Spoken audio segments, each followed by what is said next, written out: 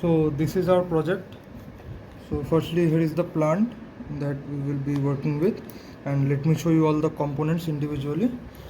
There is a battery source and some more battery sources. This is the breadboard where all the connections have been done. We also used a Arduino board here and a relay module which consists of four relay junctions. We have also used a soil moisture sensor which is put in the soil, and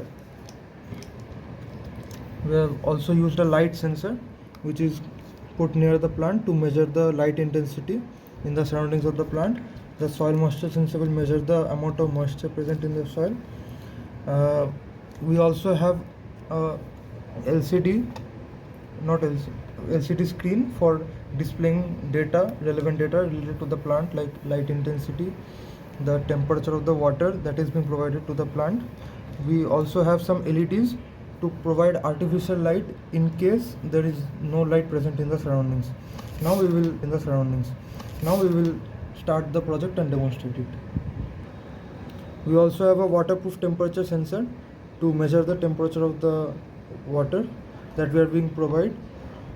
We also have a cartridge heater, 12-volt cartridge heater, to maintain the temperature of the water. Our thought process is that if in case of high altitudes where the temperature of water is very low, the temperature of water can be maintained through this cartridge heater so that the plant is not damaged. We also have a water pump here which will pump water from this vessel to the plant. Now we will demonstrate the project. So let's have a look at the different readings on the screen. Currently it is showing that the soil is wet because there is some amount of moisture that is present in the soil, which is being measured by the soil moisture sensor. The temperature that is being shown here is in degrees Celsius. It is currently showing 20.37 degrees Celsius. It is the temperature of the water. So the optimal temperature of water that we should provide to the soil is from 26 to 35. So currently the cartridge heater is on, which is slowly increasing the temperature of the water. As soon as it reaches 26 degrees Celsius, the water will reach its optimal temperature, and depending on the moisture, if there is no moisture present in the soil, the water pump will turn on and it will reach the soil. Currently it is wet, so no water will reach. Okay, so let's start the connections to this switch. So currently the light intensity is very less. That's why, as you can see, the LEDs are on, which will provide light to the plant artificially. If there is ample amount of light present in the background, then the LEDs will turn on. As we will demonstrate right now, we are bringing a artificial light source close to the sensor.